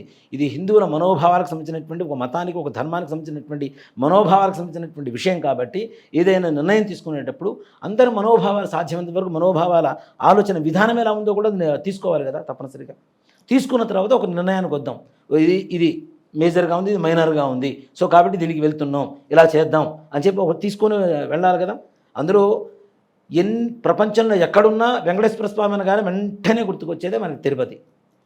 అలాంటి చోట కూడా ఇలాంటి ఒక పవిత్రమైనటువంటి పరిస్థితులు లేకుండా మన ఇష్టం వచ్చినట్టుగా నడుపుకుంటూ అందరం చూసాం. బస్ టికెట్ల మీద వెనక వాళ్ళ మతాల సంబంధించినటువంటి ప్రచారం చేస్తారు, బొమ్మలు వేసుకోవడం, ప్రచారం చేసుకోవటం. అసలు ఎప్పటి నుంచో ఉన్న సాంప్రదాయం కదా గురువుగారు. తిరుమలలో అన్యమత ప్రచారం అనేది అక్కడ చాలా నియమాలు ఉంటాయి. అన్యమత ప్రచారం లేదు, మాంసాహారానికి అనుమతి లేదు, మద్యానికి అనుమతి లేదు, మిగతా ఏటువంటి మారక ద్రవ్యాలకి అనుమతి లేదు, చెకింగ్ చేసి పంపిస్తారు. అసలు అన్యమత ప్రచారం అనేది అక్కడ పూర్తిగా విరుద్ధం. ఇంకా కొంచెం ముందుకు వెళ్తే అసలు ఆ పైన ఉన్నటువంటి తిరుమలలో ఉన్నటువంటి పువ్వులను కూడా ఎవరు పెట్టుకోవడానికి సాహసం చెయ్యరు. అది పూర్తిగా స్వామివారికి, ఆ పైన కొండపై ఉన్న స్వామికి అంకితం అనే నియమాలు. అంటే పువ్వుల విషయంలో కూడా ఇంత నియమ నిష్టలతో ఉన్నప్పుడు మరి వీటన్నిటినీ ప్రభుత్వాలు ఎలా అంగీకరిస్తున్నాయి? అంటే గడిచిపోయిన ప్రభుత్వాలు వీటికి సమాధానం చెప్పాల్సిన బాధ్యత లేదంటారు? తప్పనిసరిగా చెప్పాలి. ఇట్లాంటి వాళ్ళని నేను ఒకటే మాట చెప్తా, ప్రపంచంలో అతి హీనమైనటువంటి జీవి ఏదైనా ఉందంటే దానికంటే హీనమైనటువంటి జీవులు వీళ్ళు. అంటే బయట వరాహాలు తిరుగుతుండే రోడ్ల మీద, దాంతో సమానంగానే స్వామివారి సొమ్మును తిన్నారని చెప్తాను నేను. అంటే దీంట్లో ఇంకొక కోణంలో కూడా ఆలోచించాల్సినటువంటి విషయం కూడా ఉంది. ఇప్పుడు ఒక సంస్థ నుంచి నెయ్యి తీసుకుంటున్నారు, దాన్ని కాదని చెప్పి తక్కువ అమౌంట్ కోట్ చేసి చెప్పి వీళ్ళ దగ్గర తీసుకున్నారు, ఓకే. దీంట్లో వీళ్ళ కమిషన్లు ఎంత తీసుకున్నారు ఈ కోణంలో కూడా ఒకసారి ఆలోచించండి. ఇప్పుడు నాకు కాదని చెప్పి పక్కవాడికి ఇస్తున్నాడు అంటే నేను ఆలోచించాల్సింది ఏంటి? పక్కవాడి దగ్గర నుంచి వీడెంత తీసుకుంటున్నాడు? 50 సంవత్సరాల నుంచి ఒక సంస్థ అందిస్తుంది, దాన్ని కంటిన్యూ చేసుకుంటూ వెళ్ళిపో. నిన్ను ఎవడో అడిగాడు కొత్త వాళ్ళకి నువ్వు ఇది పెట్టమని? వాళ్ళు ఏదో తక్కువ కోట్ చేశారు వాళ్ళకి ఇవ్వమని చెప్పి ఎవడో చెప్పాడు నీకు? ఉన్నదాన్ని కాపాడకుండా వేరే వాళ్ళ దాంట్లో కొత్తదనం వెళ్ళి, అంటే ఇది కావాలని చెప్పి చేసిందనే. అయినా ఇక్కడ ఒక విషయం గురుగారు, నిజంగానే ఇంకొకళ్ళు తక్కువకి ఇస్తున్నారు అంటే అసలు తక్కువకు తీసుకునే అంత తక్కువ స్థాయిలో స్వామి లేరేమో కదా. ఆయనకి వచ్చేటటువంటి కానుకలు అవన్నీ కూడా ఎక్కువ స్థాయిలోనే ఉన్నప్పుడు ఇక్కడ మనం బేరసారాలు జరపాల్సిన అవసరం లేదేమో కదా స్వామివారి కానుకలు. ఇంకోటి కూడా ఏంటంటే ఆయనకు ఆ స్థాయి లేదు. అవసరమైతే ఆవులు ఒక గోశాల 1000 గోవుల్ని పెట్టుకొని గోశాల వాళ్ళు ఇచ్చేస్తూ సంరక్షణ చేస్తూ చక్కగా వాటి ద్వారా వచ్చేటువంటి నెయ్యి కూడా వాడవచ్చు. 1000 కాదు 10,000 ఆవులను కూడా అంత అంత అంత అవకాశం ఉంది, అంత స్థితి ఉంది స్వామివారి దగ్గర. అలా కాదు నీకు చేతగా లేదు, ఏ భక్తుడిని అడిగితే 1000 రూపాయలు నెయ్యి కొనుక్కొచ్చి అక్కడ ఇవ్వడం చెప్పండి. ఇవ్వడానికి కొన్ని కోట్ల మంది భక్తులు ఉన్నారు, ఎదురు చూస్తుంటారు అవకాశం దొరికితే. అవునా? మరి ఇలాంటివన్నీ వదిలేసావు. నువ్వేదో వ్యాపార దృక్పథంతో మాట్లాడుకొని బిజినెస్ మైండ్తో మాట్లాడి ఎంతసేపటికి వాళ్ళకి ఎవరికో ఇది చేస్తున్నానని. అలాగే అసలు ఓ మాట చెప్పాలంటే తిరుపతి దేవస్థానం ద్వారా వచ్చేటువంటి డబ్బులు హిందూ ధార్మిక కార్యాలకే వాడుతున్నారని గ్యారంటీ కూడా లేదు. అదొకటే కాదు, ఆల్ ఓవర్ ఎండోమెంట్, ఏ రాష్ట్రాల్లో అయితే ఎండోమెంట్ ఉందో హిందూ దేవాలయం మీదకి వచ్చేటువంటి డబ్బులు చర్చీలకు ఇస్తారు కానుకలు గవర్నమెంట్ తరఫు నుంచి, మరలా మన దీనికి ఏమంటారు మసీదులకు ఇస్తూ ఉంటారు. మరి హిందూ దేవాలయాలకు ఏమైనా ఇస్తున్నారా? మరి ఎన్ని మూతబడినటువంటి దేవాలయాలు ఉన్నాయి, పాడుపడ్డ దేవాలయాలు, పురాతన దేవాలయాలు. మరి సంస్కరించవచ్చుగా, వాటిని అన్నింటినీ మరలా పునరావృతం చేయొచ్చుగా, మంచిగా పునఃప్రతిష్ఠ చేయొచ్చుగా. ఇవి వదిలేసి వాళ్ళకి మాత్రం ఇస్తుంటుంది, అంటే వాళ్ళ దగ్గర నుంచి ఓట్లు రావాలి కదా. ఇప్పుడు జరిగిన ఈ లడ్డు వివాదంలో అదైతే పూర్తిగా అపవిత్రం అయిపోయింది అనే విషయానికి ప్రజలకి తేటతెల్లమైపోయింది గురువుగారు. మామూలుగా అయితే ఏదైనా పొరపాటు జరిగినప్పుడు కూడా మనం తిరుమలలో చాలా సందర్భాల్లో చూసాం, దానికి పరిహారం చేయడం, సంప్రోక్షణ చేయడం జరుగుతుంది. మరి ఇప్పుడు ఈ ప్రసాదం ద్వారా మీరు అన్నట్టుగా సాక్షాత్తు స్వామివారే అపవిత్రం అయ్యారు. మరి అసలు సంప్రోక్షణ కార్యక్రమం ఎలా జరుగుతుంది, ఎలా చేయడానికి అసలు అవకాశం ఉందా శాస్త్రంలో? మాట చెప్పాలంటే ఏ పొరపాటున జరిగేటువంటి ఏ పనికైనా సరే తప్పనిసరిగా ఒక సొల్యూషన్ అనేది మనకు దొరుకుతుంటుంది. అలాగే వైష్ణవ ఆగమ శాస్త్రంలో కూడా పాంచరాత్ర వైష్ణవ ఆగమం అని చెప్పి ఒక ఆగమం, ఇప్పుడు చేసేటువంటి ఆగమం పేరు కూడా అదే. ఆగమంలో చాలా విషయాలు ఉన్నాయి మంచిగా. గ్రహణ సమయంలో కూడా మనం దేవాలయం మూసేసిన తర్వాత మరలా సంప్రోక్షణ చేస్తాం. అలాగే సంప్రోక్షణ చేసి మరలా పుణ్యాహవాచన చేసి శుద్ధి చేసి స్వామివారికి విశేషంగా అభిషేకాలు ఇవన్నీ కుంభాభిషేకం కూడా చేయగలిగితే నిజంగా చాలా వరకు మరలా ఆ పవిత్రతని మరలా మనం కాపాడుకుంటూ ఇక నుంచైనా ఇలాంటి పొరపాట్లు దొరలకుండా ఇక్కడ జరగకుండా రాబోయేటువంటి ప్రభుత్వాలు కూడా ఒక చెంపపెట్టులాగా ఉండాలి. ఇది ఒక మాట చెప్పాలంటే చేస్తే ఎలా ఉండాలి అంటే వేరేవాడు చేయడానికి భయపడేలాగా ఉండాలి. ఇదేదో ఒక పార్టీ కోసమే దాన్ని ఏదో హేళన చేయడం కోసమే చేశామనో వాళ్ళని కించపరచడం కోసమే చేశామనో కాకుండా ఏ ఇతర పార్టీల వారు వచ్చినా ఇలాంటివి చేయడానికి భయపడేలాగా ఉండాలి. ముఖ్యంగా అది కేవలం ఇప్పుడున్నటువంటి ప్రభుత్వం ఏదైతే ఉందో ఆ ప్రభుత్వాన్ని ఎవరు ఒత్తిడి చేయాలంటే కేవలం హిందువులే ఒత్తిడి తీసుకురావాలి. అది ప్రపంచంలో ఎక్కడున్నటువంటి ఏ హిందువు అయినా సరే మీకు సంబంధించి నన్ను అడిగితే మీరే ఏదైనా ఒక దీనిలాంటి ఓటింగ్ లాంటిది పెట్టండి, తప్పనిసరిగా పెట్టి మన మీడియా ద్వారా ఒక ఓటింగ్ లాంటిది పెట్టండి. సంప్రోక్షణ చేయాలి, చేసి ఇట్లా ఉండాలి. భవిష్యత్ కాలంలో ఎలాంటి ప్రణాళిక చేయాలన్నా అందరికీ తెలిసేలాగా ఉండాలి. ఎలాంటివి ఎవరి దగ్గర నుంచి అయినా ఒక ఆర్డర్ ఇవ్వడం కానివ్వండి, తీసుకోవడం కానీ ఇవంతా కూడా ఓపెన్గా ఉండాలి. సభా వేదిక ఏదైతే ప్రజావేదిక ఉంటుందో ప్రజావేదికలో అందరికీ తెలిసేలాగా ఉండాలి అనేటువంటి ఒక విషయాన్ని ఒక సంస్మరణ చేసుకుంటూ దానికి ఎవరు ఎంతమంది హిందువులు సపోర్ట్ చేస్తారో తెలుసుకొని ఆ హిందుత్వానికి ఉండేటువంటి బలాన్ని ఇంకొకసారి మనం జనాలకు చూపించి మన రాజకీయ నాయకులకు కూడా గట్టిగా ఒత్తిడి తీసుకువచ్చి, దయచేసి చెప్తున్నా, అంటే ఒత్తిడి అంటే నేను మిమ్మల్ని బలవంతం చేయమని కాదు. ఇప్పుడున్నటువంటి నారా చంద్రబాబు నాయుడు గారు కానీ పవన్ కళ్యాణ్ గారు కానీ డిప్యూటీ సీఎం గారు ఇట్లాంటి వాళ్ళందరూ కూడా నేను చేసే విన్నపం ఏంటంటే దయచేసి తిరుమల తిరుపతి దేవస్థానం అనే కాదు ప్రతి హిందూ దేవాలయాలు ఏవైతే ఉన్నాయో వాటి పవిత్రత కాపాడుతూ ఉండండి. ఈ హిందూ దేవాలయం మీద వచ్చేటువంటి ధనాన్ని హిందూ దేవాలయాలకి, హిందూ ధార్మిక కార్యక్రమాలకి మాత్రమే వాడండి. మన హిందూ దేశంగా ఉంచండి, హిందూ దేశ పవిత్రతని, సనాతన ధర్మాన్ని కాపాడండి అని నేను చేతులు ఎత్తి మరీ నమస్కరించి అడుగుతున్నా వాళ్ళని. అయితే మనం అయితే ఇప్పుడు ఆ సాంప్రదాయాన్ని కాపాడుకోవాల్సిన బాధ్యత అయితే ప్రతి హిందువు మీద ఉంది. ఇప్పటిదాకా అంటే గురుగారు మన ఇంట్లో లాగా కొంచెం కొంచెం ప్రసాదాలు చేసుకోం కదా, చాలా ఎక్కువే చేస్తాం. మరి ఇది బయట పడిన తర్వాత కూడా చాలా వరకు అక్కడ లడ్డూలు ఉంటాయి కదా, వాటిని చేయడానికి వీలు ఉందిగా, అంటే తెలిసిన తర్వాత కూడా వాటిని బయటకు పంపించాల్సిందిగా. అట్లా కాదుగా, అవి తీసేయాలి కదా. మరి ఇప్పుడు ఈ కాలం నుంచి ఈ కాలంలో తయారైనటువంటి నెయ్యితో తయారు చేసినటువంటి ప్రసాదాలు ఉన్నాయి. ఇప్పుడు మనకు తెలిసిన తర్వాత ఇప్పుడు మనకి బల్లి కనపడకుండా మన పదార్థాల మీద తిరిగి వెళ్ళిపోయింది, తింటాం మనం, తర్వాత ఏదో జరుగుతుంది. కానీ మన కళ్ళెదురుగా సాంబార్లో బల్లి పడింది, మనం తింటామా? తిన్నాం కదా.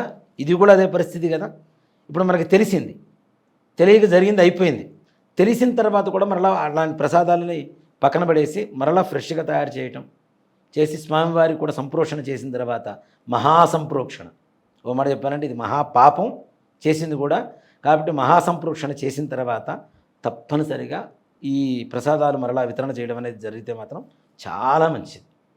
అలా చేయాలి కూడా. ఆ పవిత్రత కాపాడుకోవాలంటే ఇప్పుడు మనం తినరాదని తిన్నాము, చేదుగా ఉంది, ఉమ్మేస్తాం కదా, ఉమ్మేసి మళ్ళీ బ్రష్ చేసుకుంటాం కదా, అవునా? ఇది కూడా అంతే. కాబట్టి తప్పనిసరిగా సంప్రోక్షణ చేయాలి. మనం నోట్లో చేదు పదార్థం పడితే ఏకన మనం బయటికి ఉమ్మేసి మనము బ్రష్ చేసుకుంటున్న పరిస్థితుల్లో ముల్లోకాలను వెళ్ళినటువంటి ఆ యొక్క భగవంతుడికి అపవిత్రత చేకూరింది, అపవిత్రత సంతరించేలా చేశారు అంటే దాని సంప్రోక్షణ చేయవలసినటువంటి కర్తవ్యం తప్పనిసరిగా ఉంది.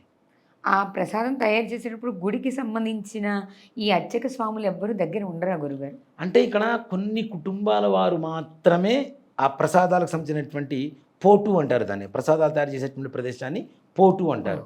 ఆ పోటులో ఉండేటువంటిది కొంతమందికి మాత్రమే అవకాశం ఉంటుంది. ఇక్కడ ఒకటి చెప్తానమ్మా, మీరున్నారు, మీ మీద మీ బాస్ ఒకటి ఉన్నారు, ఇది చేయాల్సిందే అంటే చేయాల్సిందా లేదా?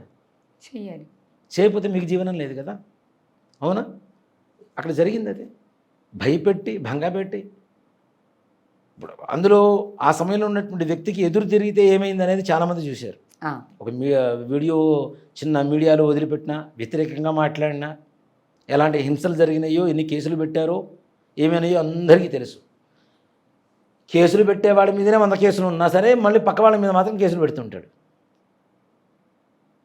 వెళ్ళి ప్రతి శుక్రవారం సంతకం చేసి రావాలి, వీడు మాత్రం మళ్ళీ 100 మంది మీద కేసులు పెడుతూ ఉంటాడు. అలాంటి పరిస్థితులు వచ్చినప్పుడు మరి ఎవరైనా భయపడుతున్నారు కదా. దాని ఏమంటారు, హిట్లర్. అంటే అక్కడ ఉన్న అర్చక స్వాముల వారికి ఇది తెలుస్తుంది. ఇప్పుడు నెయ్యి వాసన ఏంటనేది తెలియదా? ఇప్పుడు నిత్యం మీరు వంట చేస్తున్నారు, కొంచెం తేడా వస్తే అర్థం కాదా? తెలుస్తుంది. మా ఇంట్లో కూడా నెయ్యి ఎన్ని రోజులు అయింది ఏంటని. సాంబార్ పొడి ఇంట్లో తయారు చేసుకుంటారు అందరూ, బయట కొన్నదానికి ఇంట్లో చేసుకున్న దానికి ఒక ముద్దలో తేడా తెలియదా? ఖచ్చితంగా తెలుసు. చేసేటప్పుడు మీకు తెలియదా? తెలిసినా ఏం చేస్తున్నారు అంటే ఏం చేయలేని పరిస్థితి అది. నోరు మూసుకొని చేయబోయ్ ఉన్నదాంతో అంటే ఏం చేస్తాడు? అవునా? హోటల్లో పనిచేసేవాళ్ళు ఉంటారు, సార్ ఆయిల్ అయిపోయింది సార్, ఆ పక్కన ఉన్న ఆయిల్ పోసే అంటే, సార్ వద్దు సార్ బాగుండదు, పోయేవా తర్వాత చూద్దాం అంటే ఏం చేస్తారు? పోయాలి. మరి ఇక్కడ ఉన్న పరిస్థితి కూడా అదే చేశారు కదా. అందుకని ఇందాక చెప్పింది, ఈ ధర్మాన్ని మంచిగా ఉండాలి అంటే అక్కడ ఉండేటువంటి కర్తలు కూడా ఆ పరిజ్ఞానం తెలిసిన వాడు ఉండాలి. లాభాపేక్ష అనేటువంటిది లేనటువంటి వాళ్ళు, ధర్మం తెలిసినటువంటి వాళ్ళు, అక్కడ ఆగమం తెలిసినటువంటి వాళ్ళు, ప్రసాదం తయారు చేసేటువంటి విధానంలో ఏదైతే మోతాదులు ఉన్నాయో అవన్నీ కూడా ప్రధానంగా తెలిసినటువంటి వాళ్ళు, అట్లాంటి వాళ్ళని ఉండాలి తప్పనిసరిగా. అలా ఉండకపోతేనే ఇదో ఇవాటి రోజున పరిస్థితులు. అసలు ఎలా చేస్తారు గురుగారు? అంటే ఇప్పుడు లడ్డూకి ముఖ్యంగా మీరు చెప్పిన 108 ప్రసాదాలు, నేనైతే ఇప్పటిదాకా స్వామివారికి 108 ప్రసాదాలు వెళ్ళలేదు, అవి 24కి వచ్చాయని కూడా తెలియదు, మీ ద్వారానే తెలుసుకున్నాం. ఇప్పుడు ప్రధానమైన లడ్డూకి, స్వామివారికి సమర్పించే లడ్డూలో ఏమి ముఖ్యంగా ఉండాలి అనే నియమం ఉంది? దాంట్లో ముఖ్యంగా ఆవు నెయ్యి, గోఘృతం, ఆవు నెయ్యి. ఇప్పుడు మనం హోమం చేసేటప్పుడు ఆవు నెయ్యి వాడతాం. దానికి విశేషం ఏంటంటే దేవానాం ఆద్యమాహారం అని చెప్పి శాస్త్రం ఉంది. దేవతలకు ఆహారం ఏంటంటే ఆద్యమే. ఏ ఆద్యం? గోఘృతం. అది మాత్రమే ఆద్యం అవుతుంది. అలాంటి దాన్నే ఎక్కువగా పవిత్రంగా వాడుతూ ఉండాలి. అలాగే మనం తీసుకున్నటువంటి పదార్థాలు ఎవరు పండించారు, ఎవరు ఏంటి అనేది చూసుకుంటే నిజంగా ఇవాళ రోజున తిరుమల తిరుపతి దేవస్థానానికి సొంతగా పొలాలున్నాయి, స్థలాలున్నాయి, పంటలు పండించుకోవచ్చు. జీడిపప్పు కానీ, కిస్మిస్ కానీ, ఈ పచ్చకర్పూరం తయారీ కానీ, తర్వాత ఈ శనగపిండి కావాల్సినటువంటి ద్రవ్యాలు కానీ, శనగ తోటలు కానీ, ఇవన్నీ సొంతగా పండించుకొని చేసుకునేటువంటి పరిస్థితి తప్పనిసరిగా ఉంది. ఇప్పుడు పూల తోటలు ఉన్నాయి. స్వామివారికి తోమాల సేవ అంటాం కదా. తోమాల సేవ అంటే పూలదండల అలంకరణ, అవునా? ఆ తోమాల సేవకు తెచ్చినటువంటి తోమాలు ఏవైతే దండలు ఉన్నాయో అవన్నీ కూడా ఒక ఊరిలో ఉండేటువంటి వాళ్ళు మాత్రమే పండిస్తున్నారు, ఆ పంట చేస్తున్నారు, పూలు కోస్తున్నారు.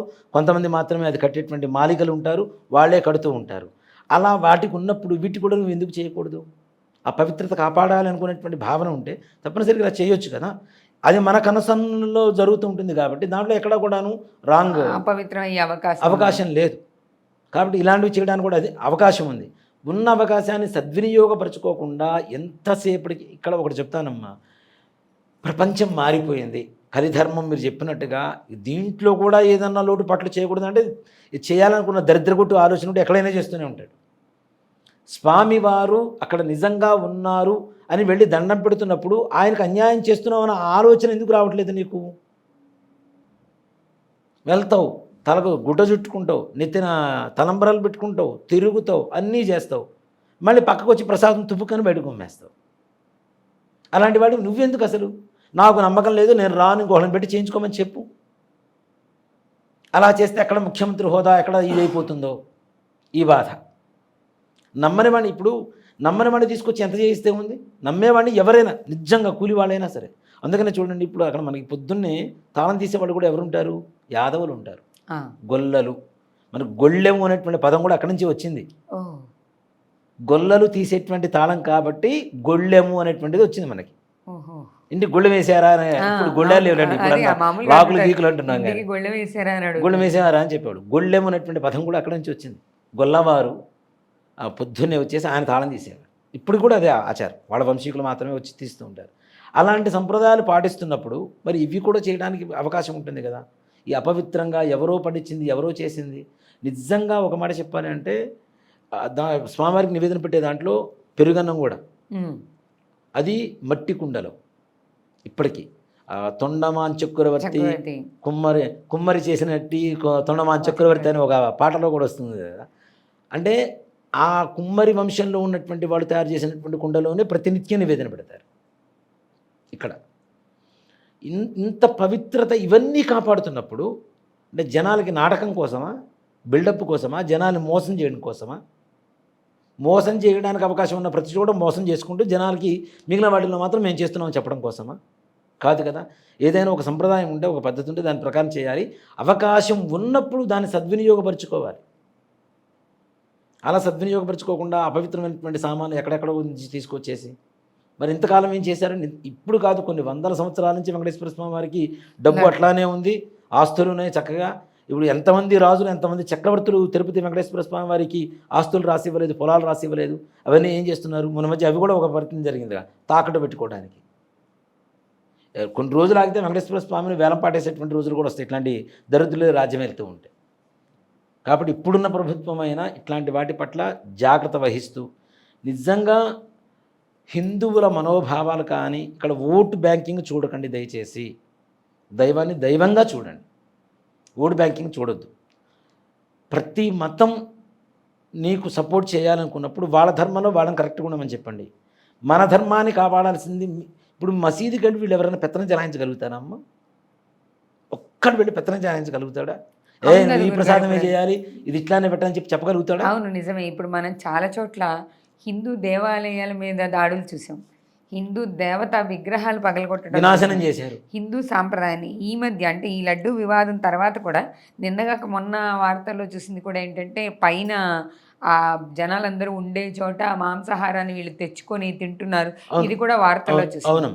అంటే వాళ్ళు అక్కడ దాకా రాగలిగారు అంటే అధికారులు మాంసము మద్యము కూడా తిరుమల దాకా వస్తున్నాయి. ఇవన్నీ ఎక్కడ చూసినా హిందూ దేవాలయాల్లోనే కనిపిస్తున్నాయి. కానీ ఓ చర్చిలో వీళ్ళు ప్రసాదం తిన్నారు అని పేపర్లో కానీ, ఓ మసీదులో ఇంకోటి జరిగిందని కానీ, కూలగొట్టారని కానీ, ఎందుకు రాదు? లేదంటే ఒక చర్చిని కింద పడేశారని కానీ ఎక్కడన్నా జరిగినాయా? ఎక్కడా జరగవు. ఒక్కటి జరిగింది అంటే మరలా 100 సంవత్సరాలు సరిపోయేంత ట్రీట్మెంట్ వాళ్ళు ఇస్తారు మనకి. ముస్లిమ్స్ కానీ క్రిస్టియన్స్ అంటే కానీ. గురుగారు ఇక్కడ మనం పక్కా ఇవ్వలేకపోతున్నాం. సాంప్రదాయాన్ని వ్యతిరేకించే తనం హిందువుల్లో లేకనా, లేకపోతే వాళ్ళు ఒప్పుకోరనే భయం? కారణం ఏంటి అసలు? చేతగాంతనం పక్కా. నేను హిందువునే, అదే చెప్తాను. చేతగాంతనమే, మన చేతగాంతనమే మన వినాశనానికి దారితీస్తాం. నువ్వు ఎందుకు ధైర్యంగా ముందుకు అడుగు వేయవు? ప్రతి ఒక్కరు నాకెందుకులే అంటే అట్లానే ఉంటుంది. వాళ్ళలో అలా ఉండదు కదా. ఒక్కడికి అన్యాయం జరిగితే 100 మంది వస్తారు. మనలో ఒక హిందువు పక్కన ఎవడనో వేరే వాళ్ళు వచ్చి కొడుతుంటే చూస్తూ వీడియోలు తీస్తుంటారు. అరే ఎందుకు కొడుతున్నావురా అని, పెద్ద ఆయన్ని పట్టుకొని ఎందుకు కొడుతున్నావురా, పిల్లవాడిని ఎందుకు కొడుతున్నావురా అని అడిగే దిక్కు ధైర్యం ఒక్కడికి లేదు. అదే వాళ్ళు 10 మంది వచ్చి కొడుతున్నారు, మన వాళ్ళు 100 మంది పోతే వాళ్ళు ఏం చేస్తారు? 1000 మంది వస్తారు. 1000 మంది వస్తే మన వాళ్ళు 10,000 మంది వెళ్ళండి. అంటే హింసకి హింసే. వజ్రాన్ని వజ్రంతోనే కోయాలి కదా. హింసని హింసతోనే చేయండి. అహింస అని చెప్పేసి, అహింస అనేది మంచిదే, పరమో ధర్మ. కానీ ఎక్కడ ఎలా ఉండాలో అలానే ఉండాలి. నన్ను చాలామంది అడుగుతుంటారు, మీరు బ్రాహ్మణులు ఇంత రోషంగా ఇంత ఆవేశంగా మాట్లాడుతున్నారంటే, ఇదం బ్రాహ్మం ఇదం క్షాత్రం అంతే. ఎక్కడ ఉండాలో, ఎక్కడ ఎలా ఉండాలో అలా ఉండాలి. పిల్లవాడు కొడుకు, నా కొడుకున్నాడు, నా కొడుకు అంటే నాకు ఇష్టం, కానీ తప్పు చేస్తే పిల్లని ఒకటి పీక్ కూర్చోబెట్టాలి. నా కొడుకే కదా అంటే, కత్తి నాదే, చెయ్యి నాదే, కోసుకుంటే రక్తం రాదా, దెబ్బ తగలదా, నొప్పి పుట్టదా కదా. మరి అలాంటప్పుడు మన వాళ్ళల్లో తప్పు చేసినా, పక్కవాడు తప్పు చేసినా నువ్వు ప్రశ్నించేటువంటి పరిస్థితి లేనప్పుడు, ప్రశ్నించకపోతే ఒకటే కళాకాలం నిలిచి ఉండేది ఒక్కటే ఉంటుంది, హిందూ బానిసత్వం. ఇన్ని దేవాలయాలు అబ్బబ్బబ్బా పోయినాయి, అయ్యో పగలగొట్టాను అనుకుంటున్నారు. కానీ వాడికి నిజంగా అప్పట్లోనే సమాధానం చెప్పుంటే చెప్పిన చక్రవర్తులు కొంతమంది ఉన్నారు. ఛత్రపతి శివాజీ గారు లాంటి వాళ్ళు, అట్లాంటి వాళ్ళు ఉన్నారు. కాబట్టి ఇప్పటికీ అట్లాంటి వాళ్ళని మనం మర్చిపోకుండా ఉంచును, గుర్తు చేసుకుంటున్నాం. మరి మనలో ఇప్పుడు మన జీవం చచ్చిపోయిందా? హిందూయిజం చచ్చిపోయిందా? హిందూ ధర్మాన్ని నమ్మట్లేదా? అంటే హిందూ దేవతలు లేరా? వాళ్ళని నమ్మట్లేదా? మరి నువ్వు ఎందుకు చచ్చిపోతున్నావు? మనిషివి బ్రతుకుండంగానే జీవోత్సవంలాగా తయారైపోయావు హిందువు అనేటువంటి వాడు. గురుగారు, ఇప్పుడు మీరు హిందూ బానిసత్వం అన్నారు. ఈ హిందూ బానిసత్వానికో, వేరే మతం వచ్చి మన మీద దాడి చేయడానికో కారణం, ఏం చేయడానికైనా కారణం హిందువులు కాదంటారా? అంటే మూఢనమ్మకాలు ఎక్కువగా పెంచుకొని రకరకాల విపరీతపు పోకడలు ఒక కారణం కాదంటారా? ఓ మాట చెప్తానమ్మా. హిందూ మతం ధర్మం ఏం చెప్పిందంటే, నమ్మకం వేరు, మూఢనమ్మకం వేరు. Confidence, over confidence. అవునా? భయం, అతి భయం. అతి సర్వత్ర వర్జయేత్. అది తినటం, నిద్రపోవటం, ఆలోచించడం, పని చేయటం, లేదంటే తిరగటం, ఏదైనా దేంట్లో అయినా నమ్మకం, ప్రతి దాంట్లో కూడాను. ఎక్కడ అతి నమ్మకం ఉంటుందో అక్కడ ద్రోహం ఉంటుంది మనుషుల్లో, దైవంలో కాదు నేను చెప్తుంది, మనుషుల్లో. అలాగే అతిగా 24 గంటలు కూర్చొని నువ్వు పూజ చేస్తేనే నేను కాపాడుతానని చెప్పి ఎక్కడ చెప్పలా. గీతలో చెప్పిన కృష్ణుడి ధర్మం ఏంటి? నీ కర్మ సిద్ధాంతం నువ్వు పాటించవలసిందే. పెళ్లి చేసుకున్నావు, నీ భార్యను నువ్వు చూడాలి, కొడుకులు పుట్టారు, వాళ్ళకి కావాల్సిన ధర్మం నువ్వు చూడాలి, అదే కదా. అంతేగాని 24 గంటలు దేవుడి దగ్గరే కూర్చొని నేను ఇట్లానే చేయి అట్లా చేయి అని చెప్పి ఏ భగవంతుడు చెప్పలేదుగా. నిజంగానే ఓ మాట చెప్పండి, ఉపవాసం చేయి అంటే దాన్ని కూడా మన ఫిజికల్కి, అంటే ఫిజిక్కి కావాల్సినటువంటి రెస్ట్ ఏదైతే కావాలో ఆ సమయాల్లో చేయమని చెప్తున్నారు. ఒక ధర్మం, ఒక జీవన విధానం ప్రకారమే చేసుకుంటూ వెళ్ళమని చెబుతున్నారు. మూఢనమ్మకాలు వదిలిపెట్టారు, చాలా వరకు వెళ్ళిపోయినాయి, ఇంకా కొన్ని చోట్ల ఉన్నాయి ఇప్పటికీ కూడా. అలాంటివి వదిలేసి మానవతా ధర్మం ఏదైతే ఉందో అది పాటించే ముందు ఫస్ట్ దేవుని తీసి పక్కన పెడదాం, ఇవన్నీ వద్దు. మనిషిలాగా ఉండు, పక్కవాడు ఉండలేదు, వాడైతే ఉండడు గ్యారంటీ. నువ్వు ఉండి వాడితో పోరాడు. నీ మతం మీద నీకే నమ్మకం లేదు, సినిమాలో దేవుడి మీద జోకేస్తే నవ్వుతావు, బ్రాహ్మణి మీద జోకిస్తే నవ్వుతావు, బ్రాహ్మణి కింద పడి తంతే నవ్వుతావు. అప్పుడు ఏం చేస్తున్నావు? అది తీసేవాళ్ళు కూడా హిందువులే, ఆ క్యారెక్టర్ చేసేవాళ్ళు హిందువులే, స్క్రిప్ట్ రాసేవాడు హిందువే, చూసేవాడు అంతకంటే దరిద్రమైన హిందువే. అక్కడే ఖండిస్తే ఇంత దాకా ఎందుకు వస్తుంది? ఇది చూసి మనం నవ్వుకుంటున్నాం, మనల్ని చూసి వాళ్ళు నవ్వుకుంటున్నారు, వాళ్ళకి చురకనైపోతున్నాం కదా మనం. అరే మీ దాంట్లో ఎంతే భయ్, ఇదే పరిస్థితి. అలాంటప్పుడు మనం ఎంతవరకు ఇది చేయగలుగుతాం? ధైర్యం అనేది లేదు, ముఖ్యంగా హిందువులకైతే.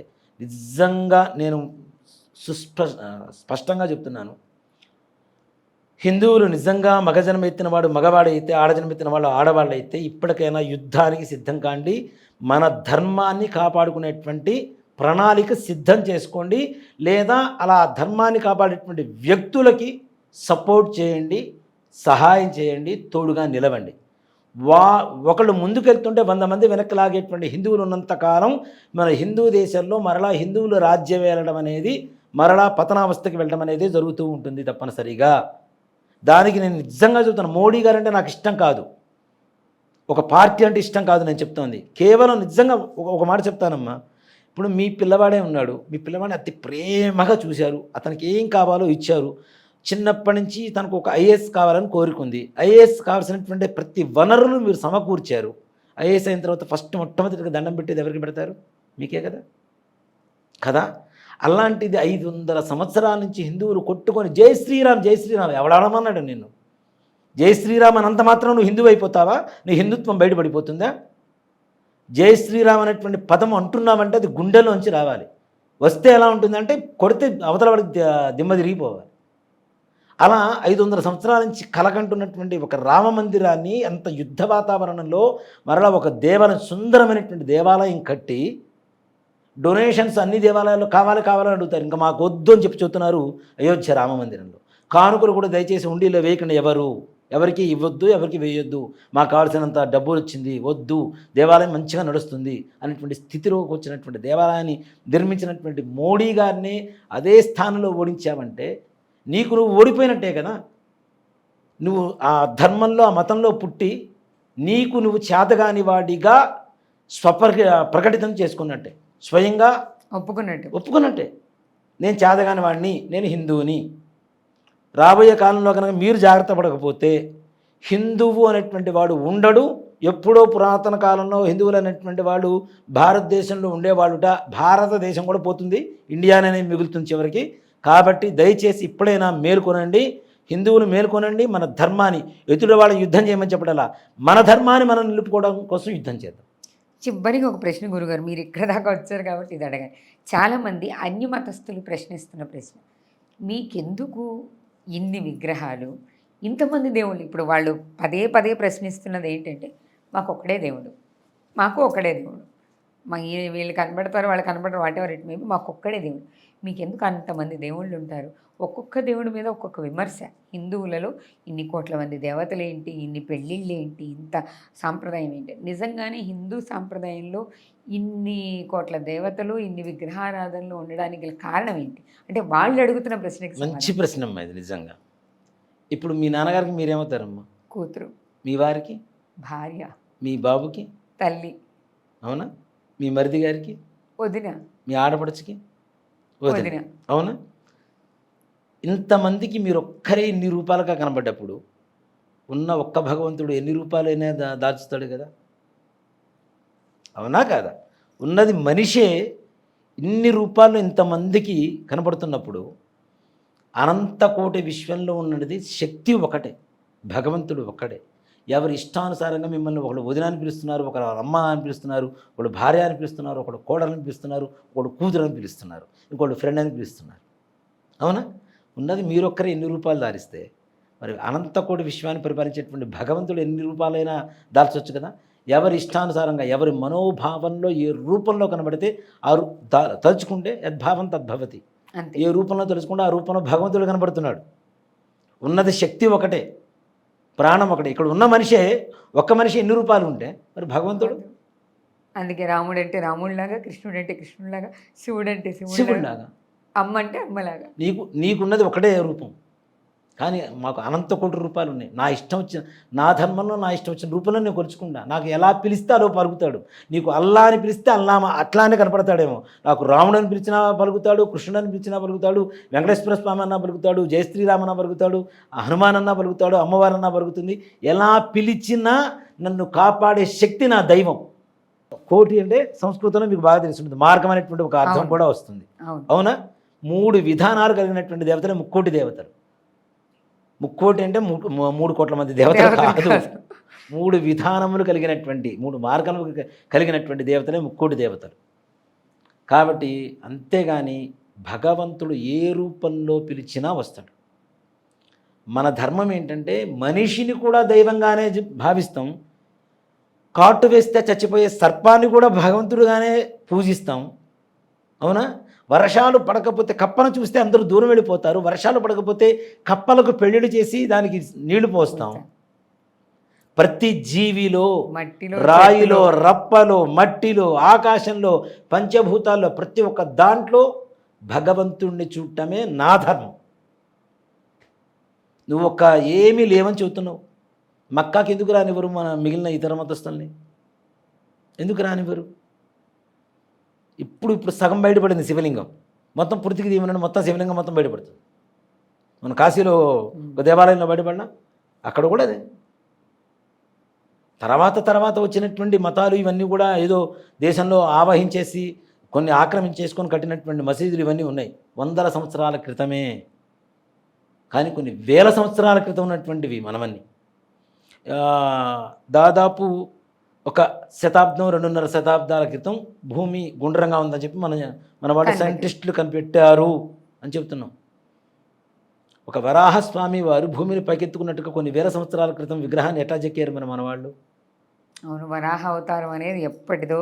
మరి ఇట్లా విగ్రహాన్ని చెక్కారు కదా భూమి గుండ్రంగా ఉందని. మరి అప్పట్లో ఇలా ఉన్నదని ఆయన పట్టుకున్నారు. మరి ఎలా ఏమీ లేనటువంటి శాస్త్ర పరిజ్ఞానం, ఇప్పుడున్నటువంటి పరికరాలు లేనటువంటి రోజులు ఎలా కనిపెట్టారు? మరి భూమి గుండ్రంగా ఉందని ప్రపంచం చూడనప్పుడు ఒక దేవాలయంలో చూశానమ్మా, గర్భధారణ అంటే ఈ గర్భధారణ దగ్గర నుంచి శిశువు ఎలా వృద్ధి పొందుతుంది, ఎలా డెలివరీ అవుతుంది అనేటువంటిది మొత్తం శిల్పరూపంలో కనీసం 1900 సంవత్సరాల క్రితం కట్టిన దేవాలయంలో చూశాను.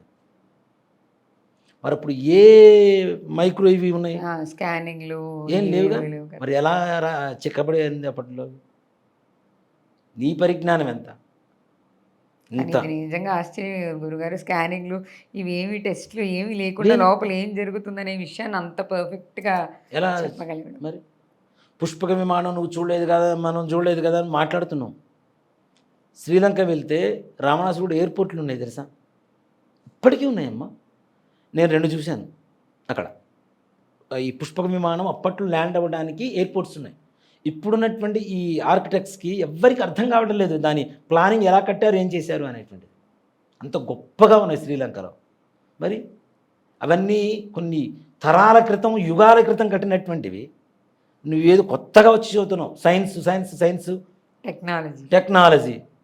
ఏం టెక్నాలజీ? మరి అప్పట్లో ఏమీ లేనప్పుడే పావురానికి ఒక ఉత్తరం రాసి పంపిస్తే అది ఎట్లా వెళ్ళేది? మరి వేరే దేశానికి, వేరే రాజ్యానికి ఎలా వెళ్ళేది? మరి ఎంత మంత్రశక్తి ఉంటే వాటిని కూడా కమాండ్ చేయగలిగినటువంటి లక్షణం ఉండేది. వాటికి మించింది అయితే నీది కాదు కదా. ఇప్పుడు మన మధ్య కూడా ఒక కంప్యూటర్ లాంగ్వేజ్ అనేది ఒకటి ఉంటుంది కదా, దాంట్లో మొట్టమొదటిగా ఈ కంప్యూటర్ సిస్టమ్స్ ఇవన్నీ కూడా టెస్టులు చేస్తున్నటువంటి దాంట్లో నేను ఒక చోట చూశాను, విన్నాను అది మొత్తం దాని గురించి కూడాను.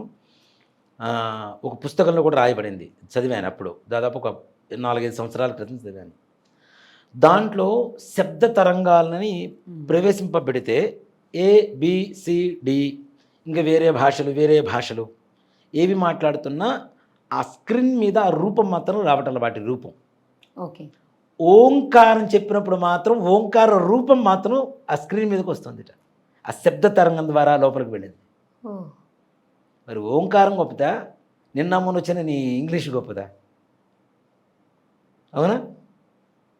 అంత ధర్మాన్ని, అంత పరిజ్ఞానాన్ని ఇప్పుడు మనం చాలాసార్లు కూడా చెప్పుకుంటూనే ఉంటాం. సుశ్రుతుడు కంటి ఆపరేషన్ చేశాడు, ఏ పరికరాలు లేనప్పుడు చేశాడు ఆయన. ఇప్పుడు నువ్వు లైట్లు వేసి ఇక్కడ కళ్ళజోళ్ళు పెట్టుకొని చిన్న చిన్న పరికరాలు తీసుకొని చేస్తున్నావు. మరి అప్పట్లో ఏమీ లేనప్పుడు ఆయన ఆపరేషన్స్ చేశాడు కదా. అసలు పరిజ్ఞానమే ఏమీ లేనప్పుడు అప్పుడు రాళ్ళు ఉన్నాయో ఏమో కూడా తెలియదు ఎవరికి. అవునా? అలాంటి వాటి కంటికి ఆపరేషన్ చేశాడు అప్పట్లో. ప్రపంచంలో మొట్టమొదటి సర్జన్ ఎవరంటే సుశ్రుతుడు. ఆయన పేరు కూడా మన వాళ్ళకి తెలియదు. చైనా అట్లాంటి వైపు మాత్రం వాళ్ళ విగ్రహాలు ఉన్నాయి. రష్యా వాళ్ళ యూనివర్సిటీలో విగ్రహాలు ఉన్నాయి. అలానే తంత్ర అనేటువంటి సబ్జెక్ట్ తీసుకొచ్చారు యూనివర్సిటీస్లో. అమెరికాలో 2 యూనివర్సిటీస్లో తంత్ర, మంత్ర, యంత్ర అనేటువంటి సబ్జెక్ట్స్ తీసుకొచ్చి పెట్టారు వాళ్ళు. ఓకే. మరి ఇప్పుడు మన యూనివర్సిటీలో మంత్ర, తంత్ర అంటే ఊరి చివరి ఎవరో ప్రయోగాలు చేస్తుంటారు, మనం కాదంటారు. బ్లాక్ మ్యాజిక్ బ్లాక్ మ్యాజిక్ దానికి ఒక పేరు. పేరు. అని వాళ్ళ తంత్ర అనేటువంటి సబ్జెక్ట్ తీసుకున్నారు వాళ్ళు. అంటే మన పరిజ్ఞానం వాళ్ళు తీసుకున్నారు. కోహినీర్ మణి అది పోయినా కూడా పెద్ద బాధ లేదు. అలాంటి కొన్ని కోట్ల మణులకి సమానమైనటువంటి మన పరిజ్ఞానాన్ని మొత్తం, మన విజ్ఞానాన్ని మొత్తం వాళ్ళు దొంగిలించుకొని పోయారు. మనకి లేకుండా చివరికి నలంద యూనివర్సిటీని అప్పట్లో తగలబెట్టారు. 30 రోజులు తగలబడింది అప్పట్లో. ఒక్కసారి నిప్పు పెడితే అన్ని పుస్తకాలు ఉంటే వాటిల్లో ఉండేటువంటి విజ్ఞానం ఇవాళ రోజున మన భారతదేశంలో ఉంటే ప్రపంచమే ఇప్పటికే చాలా వరకు ఇప్పుడున్నటువంటి ప్రభుత్వాల కారణం చేత మన భారతదేశం వైపు తలెత్తుకుని చూసేటువంటి పరిస్థితి ప్రతి దేశం ఉండేటువంటి వాళ్ళు కూడా తీసుకొచ్చింది. కానీ ఇంకా ఉన్నత స్థానంలో ఉండేవి. అలాంటివన్నీ ఉండకూడదనే ఒక కుటిల రాజకీయమైనటువంటి బుద్ధితో ఇవన్నీ నాశనం చేశారు. చివరికి మన వాళ్ళు దాని ఏం చేస్తున్నారంటే ఇంకాస్త మైండ్లో ఇంజెక్ట్ చేసి నాశనం చేస్తున్నారు. ఉన్న పరిజ్ఞానం ఎట్లాగూ లేదు, పోయింది. ఉన్న జ్ఞానాన్ని కూడా పక్కకు తొలగించి వేరే ధర్మాన్ని, వేరే మతాన్ని, అది కాదురా ఇది చేయి, ఇది కాదురా ఇది చేయి అని చెప్పేసి ఇది చేస్తున్నారు. ఎప్పుడైతే మన వాళ్ళలో ధైర్యం చాలకుండా పిరికితనంగా పడి ఉంటామో, పవన్ కళ్యాణ్ గారిది ఒక మాట ఉంటుంది, ప్రశ్నిస్తే పోయేదే ఉంది బానిస సంఖ్యలు తప్ప. నిజం, ప్రశ్నించడం మొదలు పెడితేనే మనకి సమాధానం దొరుకుతుంది, మనకంటూ ఒక విలువ ఉంటుంది. మన దేశంలో మన దేశం అనేది మనకుంటుంది. ఎంతసేపటికి ఆగస్టు 15 రాగానే ఓ జెండా ఫ్లాగు వాట్సాప్లో స్టేటస్ పెట్టుకోవటము, లేదంటే డీపీ పెట్టుకోవటము, ఫేస్బుక్లో పెట్టుకోవటము, ఇంటి ముందు జెండా ఎగరేయటము, ఇంటి ముందు కాషాయం జెండా, రామాలయం ప్రతిష్ఠ చేశారని కాషాయం జెండా పెట్టి దీపాలు పెట్టడము, ఇది కాదు నీ హిందుత్వం. నువ్వు హిందువు అంటే నిన్ను చూసి భయపడి పక్కకి వెళ్ళేటువంటి పరిస్థితి రావాలి. జై శ్రీరామ్ అంటానికి నువ్వు భయపడుతున్నటువంటి రోజుల నుంచి జై శ్రీరామ్ అనేటువంటి పదం ఎక్కడ వినపడుతుందో అనేటువంటి ఇతర మతస్థులు కానీ ఎవరైనా వినపడితే అక్కడ వాళ్ళు ఉన్నారమ్మో అటు వెళ్ళకూడదు అనేటువంటి భయానకమైనటువంటి ఒక ధైర్యాన్ని నువ్వు నింపుకొని ముందుకు వెళ్తే మన దేశంలాగా ఉంటుంది, లేదంటే మరో పాకిస్తాన్ అంతే. జై శ్రీరామ్. శ్రీమాత్రే నమః. శ్రీ గురుభ్యో నమః. చూశారు కదా, మన చేతుల్లోనే ఉంది. ఏది అపవిత్రమైంది అని మనం అప్పుడు బాధపడి ఏ ప్రయోజనం ఉండదు. మనం దాన్ని ఎదిరించి ప్రశ్నించి అది దాటి ముందుకెళ్ళగలిగితే ఈ సనాతన సాంప్రదాయాన్ని కాపాడుకునే అవకాశం ఉంది. ఇప్పుడు చూస్తున్నటువంటి ఈ దౌర్భాగ్య పరిస్థితులు, ఈ విపత్కర పరిస్థితులు మళ్ళీ రాకుండా ఉండాలి అంటే సమాజంలో ఉన్న ప్రతి వ్యక్తి బాధ్యత తీసుకొని ముందడుగు వేస్తే ఖచ్చితంగా హిందూ సాంప్రదాయాన్ని కాపాడచ్చు అని గురువుగారి మాటల ద్వారా తెలుసుకుందాం. మరో అతిథితో మళ్ళీ కలుద్దాం. నమస్తే.